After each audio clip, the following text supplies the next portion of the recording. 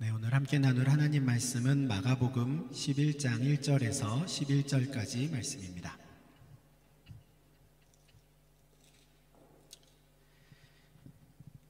마가복음 11장 1절에서 11절까지 신약성경 73면 정도에 있습니다.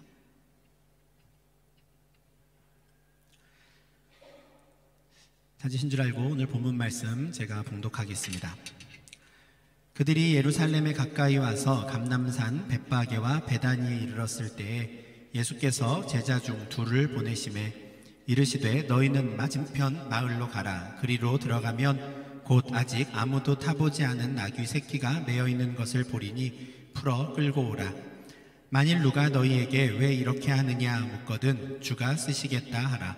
그리하면 즉시 이리로 보내리라 하시니 제자들이 가서 본즉 나귀 새끼가 문 앞 거리에 매어 있는지라. 그것을 보니 거기 서 있는 사람 중 어떤 이들이 이르되 나귀 새끼를 풀어 무엇하려느냐 하매 제자들이 예수께서 이르신 대로 말한대 이에 허락하는지라.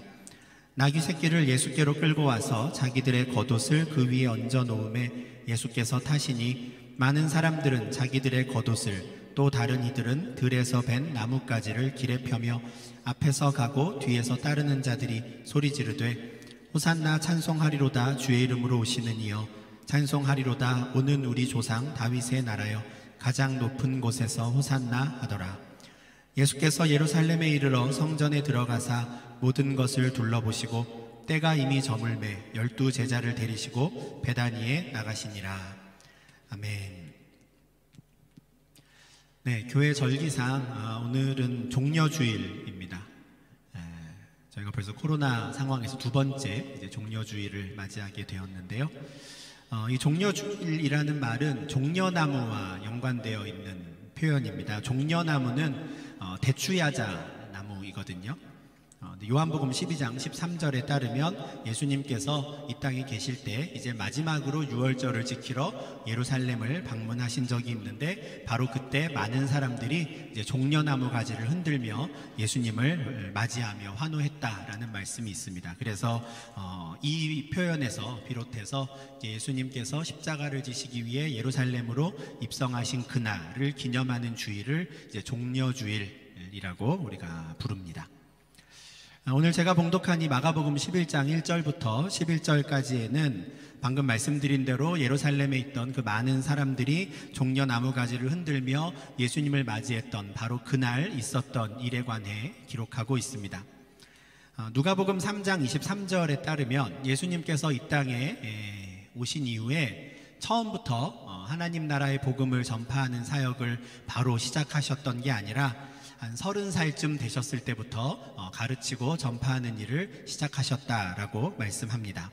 그리고 요한복음을 가만히 우리가 살펴보면 그렇게 예수님께서 본격적으로 제자들과 함께 복음을 선포하러 다니시던 그 시기 중에 유월절을 지키러 예루살렘을 방문하신 게 총 3번 나옵니다. 그래서 30살쯤부터 이제 복음을 선포하신 예수님께서 약 3년간 제자들과 함께 그 사역을 하시다가 죽으시고 부활하시고 승천하셨다라고 일반적으로 생각을 하죠. 오늘 1절에서 그들이 예루살렘에 가까이 와서 벳바게와 베다니에 이르렀던 때를 이야기하고 있는데 바로 이 시점은 예수님께서 제자들과 함께 유월절을 지키러 예루살렘을 방문하셨던 그 3번 중에서 이제 마지막 때에 해당되는 시기입니다. 그때 예수님께서 벳바게와 베다니에 제자들과 함께 도착하셨다라고 하는데 이 두 마을은 예루살렘 바로 맞은편에 있는 예루살렘 앞산이라고도 할 수 있는데 예루살렘 바로 맞은편에 있는 그 감람산 자락, 동쪽 자락에 있던 마을들입니다. 감람산이라는 이름 아마 많이 들어보셨을 텐데 감람나무가 많은 산이라서 감람산입니다. 감람나무는 올리브 나무입니다. 그러니까 예루살렘 성 바로 맞은편에 있는 산에 올리브 나무가 많아가지고 그 산을 이제 올리브산, 감람산 이렇게 부른 것이죠. 근데 그 감람산 동쪽에 벳바게와 베다니가 있습니다. 잠깐 지도로 그 위치를 좀 보여드릴 텐데요. 지금 그 구글 지도 상으로 이렇게 좀 확대를 해서 보시면 예루살렘을 검색하셔서 보시면 나오는 지도인데 왼쪽에 제가 좀 짙은 남색으로 표시한 저 지역이 예수님 당시의 예루살렘 지역입니다. 그러니까 지금보다는 굉장히 작죠. 그 당시에 이제 예루살렘이고, 오른쪽에 이제 빨간색으로 표시한 그 지역이 이제 감람산 지역입니다. 가운데 보시면 마운튼 오브 올리브스 보실 텐데, 그러니까 이게 산이라고 하는 게 무슨 건물처럼 그 한 자리에 그냥 삐죽 올라와 있는 게 아니라 정상이 있으면 쭉 옆으로 완만하게 자락이 이어지잖아요. 그 자락이 저 범위만큼 지금 해당되는 겁니다. 감람산의 서쪽 자락에 우리에게 익숙한 겟세마네라고 하는 지역이 있고요. 또 감람산의 동쪽 지역에 이제 벳바게와 베다니라고 하는 마을들이 있습니다. 예루살렘에서부터 이 벳바게, 베다니까지는 그렇게 멀지 않습니다. 산을 살짝 넘어가야 되긴 하지만 한 2km 내지 3km 정도밖에 떨어져 있지 않은 가까운 곳이거든요. 11절 하반절에 보면 예수님께서 성전을 한번 둘러보신 이후에 제자들과 함께 베다니로 나가셨다라고 말씀을 합니다. 그 베다니로 나가신 이유는 아마 그곳에 숙소를 마련하셨기 때문으로 보이는데요. 지금 유월절을 지키러 많은 유대인들이 예루살렘을 방문한 상황입니다. 그 상황에서 사람들이 북적거리는 예루살렘 시내에 숙소를 마련하신 게 아니라 이제 베다니에 숙소를 마련하시고, 낮에는 예루살렘에 들어가셨다가 밤에는 베다니로 나오고, 이렇게 마지막 일주일을 보내셨던 것이죠. 더군다나 이 베다니에는 우리에게 아주 유명한 삼남매가 살고 있던 동네입니다. 마르다와 마리아 그리고 나사로, 이 삼남매가 살고 있던 곳이 바로 베다니였기 때문에 예수님께서는 그곳에 숙소를 정하고 계시면서 아마 여러모로 그 삼남매 또는 그 마을 사람들로부터 여러모로 좀 도움을 받으실 수도 있지 않았을까 싶습니다. 그래서 이 베다니에서 이제 숙소를 정하신 것으로 보이는데, 다시 우리가 좀 말씀으로 돌아오면요, 그렇게 베다니에 마련된 숙소에서 이제 다 여장을 푸신 예수님은 그날 바로 예루살렘으로 들어가고자 하십니다. 아마 갈릴리에서부터 여기까지 아주 긴 여정을 이어오시느라 많이 피곤하셨겠지만, 이제 예루살렘이 바로 눈앞에 있으니 그 성전의 상황을 한번 둘러보고자 하신 것 같아요. 그래서 성전을 둘러보시고 바로 그 다음 날 들어가셔서 그 성전을 깨끗하게 다 치우시죠. 그래서 아마 도착한 바로 그날 예루살렘 성전이라도 한번 보고자 하셨던 것 같습니다. 그런데 이날은 앞선 2해에 걸쳐서 유월절을 지키러 예루살렘을 방문하셨을 때와는 좀 다르게 제자들에게 어떤 특별한 준비를 하게 하셨습니다. 먼저 예수님께서 제자 2명을 불러서 맞은편 마을로 가라 이렇게 하시죠. 예수님께서 이제 벳바게와 베다니 중에 말씀드린 대로 베다니에 머무셨다면 여기서 말하는 맞은편 마을은 이제 벳바게였을 겁니다. 예수님께서는 그 2명의 제자들을 벳바게로 보내시면서 너희가 거기에 가면 아직 아무도 타지 않은 새끼 나귀가 매어 있는 것을 볼 텐데 그것을 끌고 오라 라고 하십니다. 아무도 타보지 않은 나귀를, 그 중에 새끼를 골라서 끌고 와야 하는 것인데, 사람들이 그 등에 올라탔다고 해서 무슨 자국이 남는 것도 아닐 텐데 아직 아무도 한 번도 사람이 올라타지 않은 나귀를 어떻게 찾을 수 있을까? 아마도 사람이 한 번이라도 그 나귀에 탔다면 안장 같은 그런 기구가 올려져 있었을 겁니다.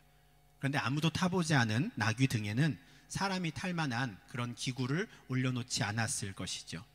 더군다나 예수님이 지금 찾으시는 이 나귀의 새끼는 작은 것이기 때문에 일반적으로 아무도 타지 않습니다. 그러니 만약에 어떤 나귀 새끼가 그 벳바게 거리에 매여 있기만 하면 제자들은 예수님께서 말씀하신 그 나귀가 어떤 것인지 금방 찾을 수 있을 겁니다. 그런데 한 가지 문제가 있습니다. 이 나귀 새끼가 거기에 그냥 매여 있다라는 건 그 나귀의 주인이 거기에다가 묶어두고 주변에서 무슨 일을 보고 있다라는 뜻이죠. 그러니 예수님은 지금 주인이 있는 그 새끼 나귀를 끌고 오라라고 말씀하신 겁니다. 자칫 잘못하면 이 심부름을 하는 제자들이 굉장히 난처한 상황에 처할 수 있는 것이죠. 그런데 예수님은 만약에 실제로 그런 난처한 상황에 처하게 되면 주가 쓰시겠다, 이렇게만 말하면 가지고 올 수 있을 것이다, 이렇게 말씀합니다.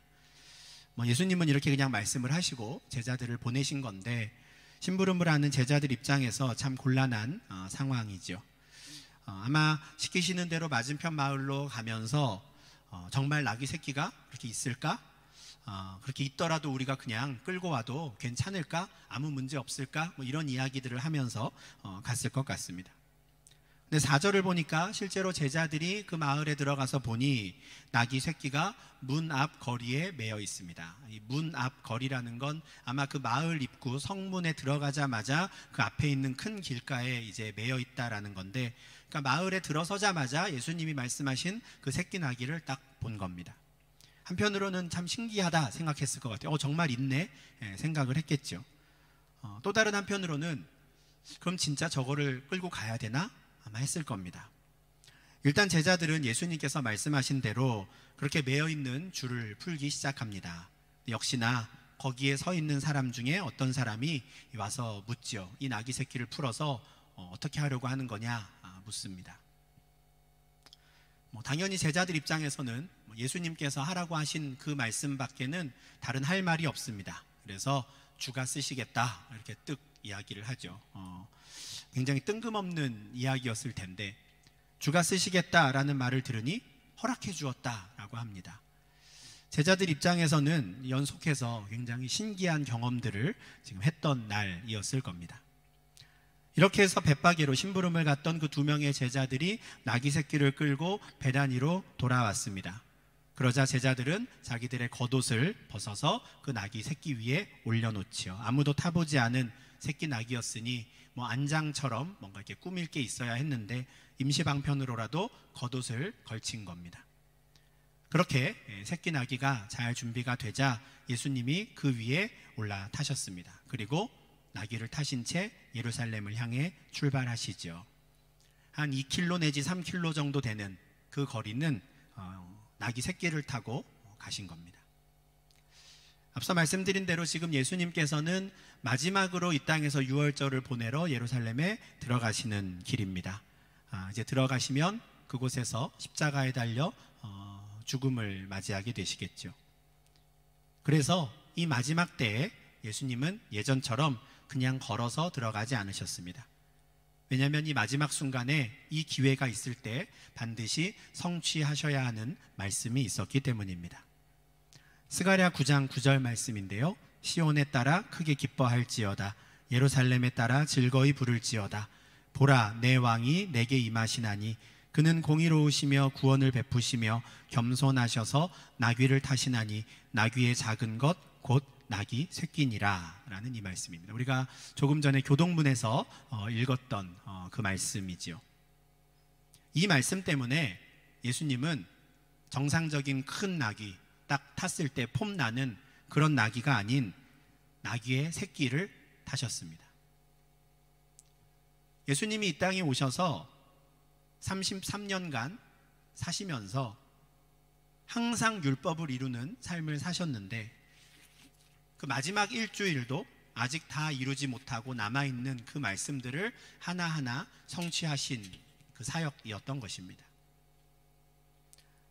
예수님께서는 제자들을 맞은편 마을로 이제 보내실 때 아무도 타지 않은 새끼 나귀를 끌고 와라 하시면서 나귀의 주인이 묻거든 주께서 쓰시겠다라고 대답해라 하셨었지요. 제자들은 그저 예수님께서 오랫동안 걸어서 이동을 하시다 보니 이제 다리가 아파서 나귀 새끼라도 한번 좀 타고 가고 싶으신가 보다 생각을 했을지도 모르겠습니다. 그러나 예수님께서 주가 쓰시겠다라고 하신 이 말씀의 의미는 그 나귀 새끼를 선지자의 말씀을 성취하는 데 쓰시겠다라는 뜻이었습니다. 꼭 필요한 것이었죠. 스가랴 선지자가 예언한 대로 공의로우시고 구원을 베푸시는 왕이 바로 예수님이심을 알려주시기 위해 굳이 나귀 새끼를 타셨습니다. 또한 새끼 나귀를 타심으로 공의로우시며 구원을 베푸시는 그 예루살렘의 왕은 겸손한 분이다라는 것을 또 드러내고자 하셨습니다. 어쩌면 제자들은 막상 예수님께서 그 새끼 나귀에 딱 올라타신 후에 참 폼이 안 난다 생각했을지도 모르겠습니다. 좀 더 큰 나귀를 끌고 올 걸. 예수님이 조금 키가 크셨다면 어쩌면 다리가 발이 다 땅에 닿을 정도였을지도 모르겠습니다. 그러나 예수님은 폼나게 예루살렘에 입성하시기 위해 나귀를 타신 게 아니었습니다. 이 모든 일은 선지자의 말씀을 이루기 위함이었지요. 예수님께서 그렇게 새끼 나귀를 타고 출발하시자 제자들은 자기의 겉옷을 길에 펴기 시작합니다. 우리가 좋은 파티가 있거나 하면 레드카펫을 이렇게 깔듯이 왕이신 예수님께서 가시는 그 길에 제자들이 겉옷을 펼친 겁니다. 이것은 유대인들이 새로운 왕을 맞이할 때 하던 행동이기도 했습니다. 열왕기하 9장 13절을 보면 이스라엘 백성들이 예후라는 사람을 자신들의 새로운 왕으로 세울 때 각각 자기의 옷을 급히 가져다가 섬돌 위 곧 예후의 밑에 깔고 나팔을 불며 예후는 왕이라고 외쳤다고 말씀합니다. 그러니까 똑같은 일을 예수님의 제자들이 한 것이죠. 예수님이 나귀를 타고 출발하실 때 자기 겉옷을 그 앞에 깐 겁니다. 이분이 우리의 왕이시다라고 이야기하는 것인데, 근데 이 세레모니를 지금 제자들만 하지 않았다고 하죠. 8절에서는 많은 사람들이 자기들의 겉옷을, 또 다른 이들은 들에서 벤 나뭇가지를 길에 폈다라고 합니다.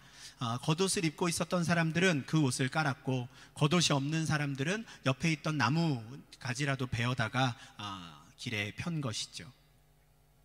당시에는 제자들 외에도 갈릴리에서부터 지금까지 예수님을 따라왔던 사람들이 많이 있었습니다. 그리고 예수님께서 베다니에 도착하셨다라는 소식을 듣고 인근에서도 많은 사람들이 예수님을 보기 위해 찾아온 상황이었습니다. 그러니까 바로 그들이 제자들이 하는 것을 보고 따라하기 시작한 거죠. 자신들의 겉옷을 펴고 나뭇가지를 앞에 깔기 시작한 겁니다. 그리고 그들은 새끼 나귀를 타고 가시는 예수님을 앞뒤로 따르면서 찬양하기 시작합니다. 이건 역시 앞서 말씀드린 스가랴 9장 9절 말씀의 성취였는데요. 스가랴 선지자는 시온의 딸들과 예루살렘의 딸들이 크게 기뻐하고 즐거이 노래 부를 것이다 라고 했는데 그 말씀대로 이루어지는 것이죠. 그런데 그들이 부른 찬양의 가사를 보면 그 의미가 예사롭지 않습니다. 호산나 찬송하리로다. 주의 이름으로 오시는 이여 찬송하리로다. 오는 우리 조상 다윗의 나라여 가장 높은 곳에서 호산나. 이게 그들의 찬양이었는데 호산나로 시작해서 호산나로 끝나죠. 우리가 부르는 찬양 중에도 이 호산나라는 단어가 자주 등장합니다. 근데 이 단어가 유래된 성경 말씀이 하나 있습니다. 시편 118편 25절인데요. 시편 118편 25절 말씀은 이렇습니다. 여호와여 구하옵나니 이제 구원하소서. 여호와여 우리가 구하옵나니 이제 형통하게 하소서. 이 중에 우리가 구하옵나니 우리를 구원하소서라는 이 말이 히브리어로 호시아나입니다. 그러니까 이 호시아나가 합쳐져서 호산나가 된 것이죠. 호산나의 뜻이 무엇입니까? 우리가 구하옵나니 우리를 구원하소서. 다윗 나라의 이 영원한 이스라엘의 왕이시여 어서 오셔서 우리를 구원해 주십시오 라고 외치는 것, 이게 바로 호산나이죠. 그런데 새끼 나귀를 타고 가는 예수님을 앞뒤로 따르던 사람들의 입에서 이 호산나가 터져 나왔습니다. 드디어 하나님께서 우리의 기도를 들으시고 구원자를 보내주셨구나. 우리가 그 아주 오래전부터 우리 조상들부터 지금까지 하나님 제발 우리 기도를 들으시고 우리를 구원해 주십시오라고 그렇게 외치고 부르짖었는데 드디어 하나님께서 우리에게 그 메시아, 그 구원자를 보내주셨구나. 그것에 감사하며 하나님을 찬양하고 예수님을 찬양한 것이죠. 그게 바로 호산나였습니다. 근데 이처럼 백성들이 호산나를 외치자 그 자리에 있던 사람들 중에 그 백성들을 못마땅해 하는 사람들이 나타납니다. 오늘 본문에는 없지만 누가복음 19장 39절을 보면 그곳에 있던 바리새인들은 굉장히 그 상황을 못마땅해 합니다. 나귀를 타고 가시는 예수님 곁에 와서 호산나라고 백성들이 찬양하는 게 기분 나쁜 것이죠. 왜 이 사람이 왕인가? 받아들일 수 없는 겁니다. 그래서 예수님께 당장 당신을 향해 저렇게 찬양하는 사람들을 좀 꾸짖고 못하게 하십시오 라고 하는데 예수님이 그것을 거절하시죠. 바리새인들은 지금 예수님께 당신이 하나님이 보내신 구원자가 아니라고 빨리 말하십시오 라는 거였거든요. 그래야 저들이 호산나를 부르지 않을 테니까요. 근데 예수님은 그것을 거절하십니다. 지금 이 시점에는 저들이 저렇게 찬양하는 게 맞다 하시죠. 내가 바로 그 구원자다라는 걸 분명히 드러내시는 겁니다. 바리새인들 입장에서는 예수님을 자신들의 구원자 곧 메시아로 여기는 이 백성들이 매우 불편했습니다. 그러나 그들의 기분이 상했다고 해서 그 백성들의 외침을 멈추게 할 수는 없었습니다. 그날은 아주 오래전부터 하나님의 구원을 기다리던 하나님 나라의 백성들의 그 부르짖음에 대해 삼위 하나님께서 분명하게 응답하신 날이었기 때문입니다. 이스라엘 백성들은 아주 오래전부터 여호와여 구하옵나니 우리를 구원하소서라고 하나님께 기도했습니다. 애굽 땅에서 종살이할 때부터 그 이후에 가나안 땅에 들어와서까지 그들은 끊임없이 이 기도를 했습니다. 그리고 그 기도에 응답하시기 위해 여호와 하나님께서 당신의 아들을 마침내 이 땅에 보내주신 것이죠. 호산나라고 외치는 그 백성들의 부르짖음에 응답해 주시기 위해 독생자 예수께서 그들의 구원자로 유대인의 왕으로 이 땅에 오신 겁니다. 이렇게만 생각하면 모든 것이 다 잘됐다, 하나님의 은혜다라고 우리가 말할 수 있을 텐데, 이어지는 복음서의 내용을 보면 상황이 점점 이상하게 흘러갑니다. 자신들의 겉옷을 길에 깔고 종려나무 가지를 흔들며 예수님을 찬양했던 사람들은 일주일이 채 못 되어 그를 십자가에 못 박게 하소서라고 외치는 자들로 변하지요. 그리고 실제로 온 백성들의 압도적인 지지를 받으며 예루살렘에 입성했던 예수님은 닷새 만에, 단 5일 만에 완전히 발가벗겨진 채로 십자가에 달리게 됩니다. 그래서 우리는 내일부터 고난주간을 보내게 되죠. 어떻게 해서 이 정도까지 상황이 급변하게 되었을까요? 온 백성들이 종려나무 가지를 흔들며 호산나를 찬양하던 것과 딱 5일이 지나 저 사람을 십자가에 못 박으소서라고 말하는 건 너무 다르죠. 이스라엘은 아주 오래전부터 호산나를 외쳤고 여호와께서는 그들에게 응답하시기 위해 예수님을 보내셨는데 왜 이런 일이 벌어진 걸까요? 뭐가 문제였길래 이스라엘 백성들은 더 이상 예수님을 향해 호산나를 외치지 않았을까요? 상황이 이렇게 갑자기 달라지게 된 데에는 아주 근본적인 이유가 하나 있었습니다. 호산나에 대한 하나님의 응답의 방식이 사람들이 기대했던 방식과는 완전히 달랐기 때문입니다. 하나님께서 보내신 구원자의 모습이 사람들이 기대했던 구원자의 모습과 달랐습니다. 사람들은 말 그대로 영웅을 기대했습니다.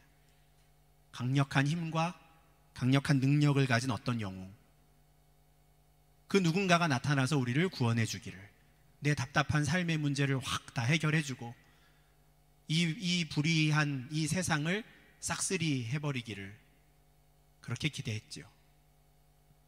애굽 왕 바로 앞에서 10가지 재앙을 쏟아부은 모세나 가나안 땅 정복에 선봉에 섰던 여호수아와 같은 구원자를 기대했습니다.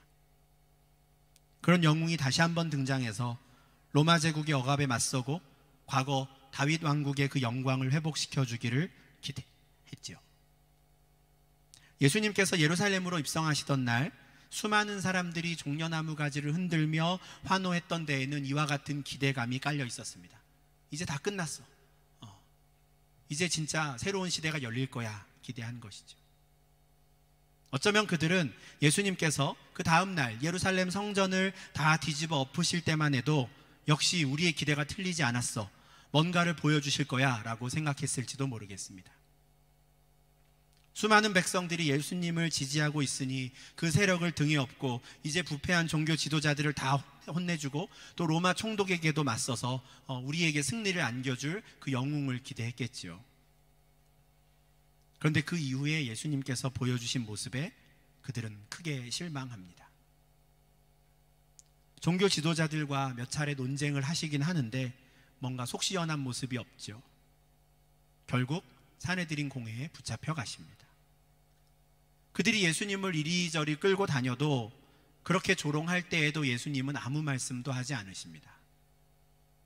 로마 총독 앞에 섰을 때에도 예수님은 사람들이 기대하는 모습을 보이지 않으셨습니다. 예루살렘 입성 후에 딱 닷새가 지나서 로마 총독의 손에 붙잡혀 나타난 예수님의 모습은 영락없는 대역 죄인의 모습이죠. 온 백성들은 예수님께 기대했던 만큼 예수님에 대해 분노를 드러냅니다.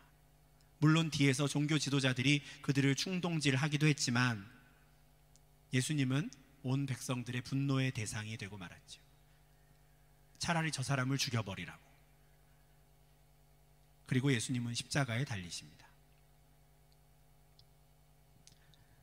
종교 지도자들은 모든 일이 자신들의 계획대로 이루어졌다고 좋아했습니다. 깔끔하게 해결됐다 했죠. 총독 빌라도는 백성들의 기분이 상하지 않도록 내가 잘 판단했구나 생각했습니다. 반면에 유대인들은 역시나 하나님은 이번에도 우리의 기도에 응답하지 않았다라고 생각합니다.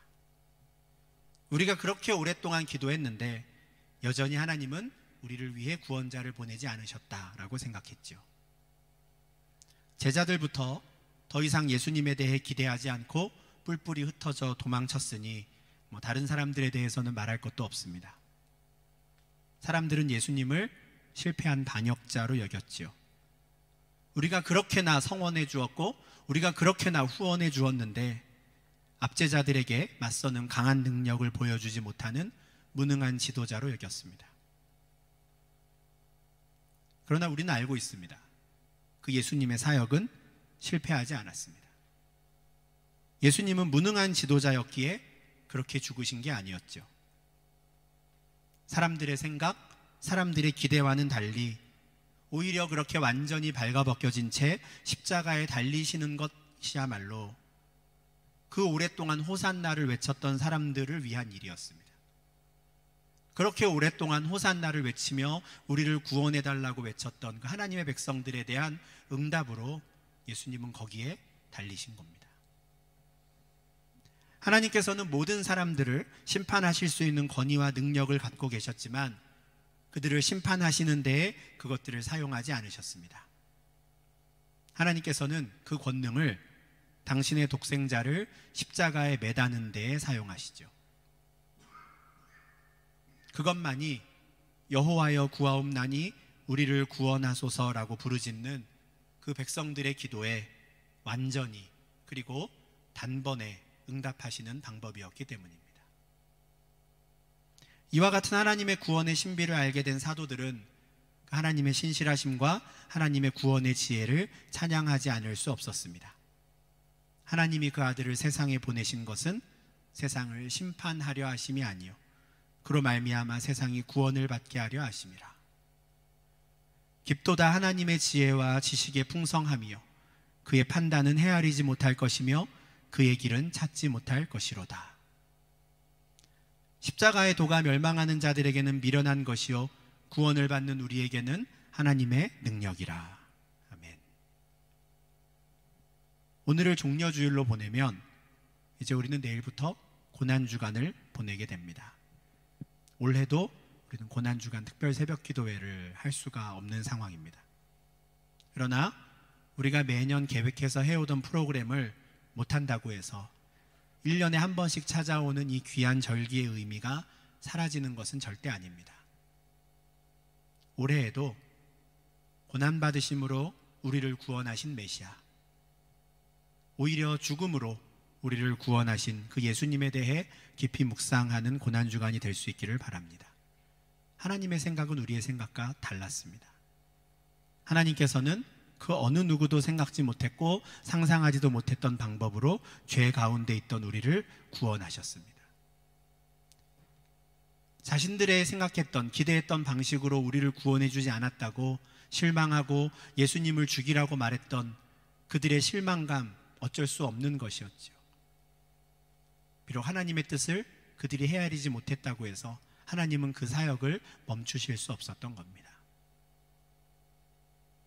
그런데 우리가 하나님의 지혜를 헤아리지 못하는 것은 단지 우리의 구원에 관한 일만이 아닙니다. 이스라엘 백성들뿐만 아니라 우리도 아주 오래전부터 여러 번 하루에도 몇 번씩이나 여호와여 구하옵나니 우리를 구원하소서라는 기도를 하나님께 드립니다. 우리가 호산나 호산나 찬양한 것만 해도 한두 번이 아니죠.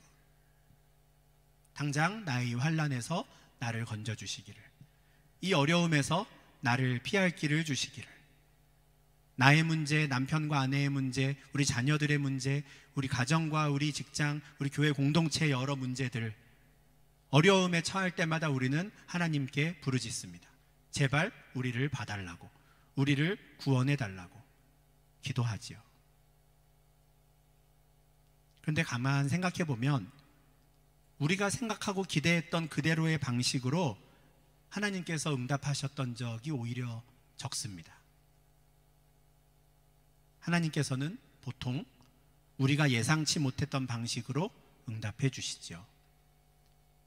우리 입장에서는 예상치 못했던 방식이다라고 하지만 하나님 입장에서는 우리가 생각하는 것과는 차원이 다른 더 좋은 방법으로 항상 응답해 주신 겁니다. 단번에 확실히 응답해 주실 수 있는 그 방법으로 우리를 대하시는 것이죠. 그 과정 가운데 때로는 우리가 실망할 수도 있고 내가 기대했던 하나님의 모습이 아님에 우리가 상처를 받을 수도 있습니다. 그러나 어쩔 수 없습니다. 우리를 사랑하시고 무엇이 우리에게 가장 좋은지 누구보다도 잘 알고 계시는 그 하나님의 지혜로 우리를 대하시고 우리에게 응답하시는 것이기 때문입니다. 우리가 감히 우리의 그 어리석은 지혜로 하나님의 능력을, 하나님의 지혜를 제한하지 않기를 바랍니다.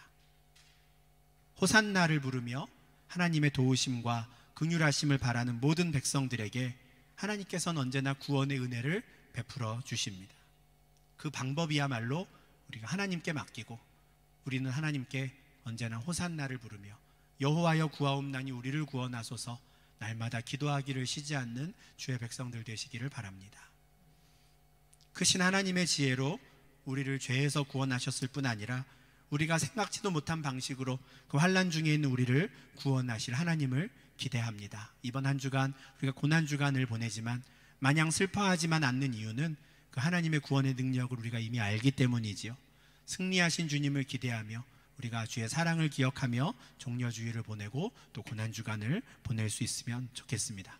하나님의 백성들이 호산나를 외칠 때 날마다 신실하게 응답하시는 주님의 은혜가 우리 모두에게 임하기를 간절히 소망합니다.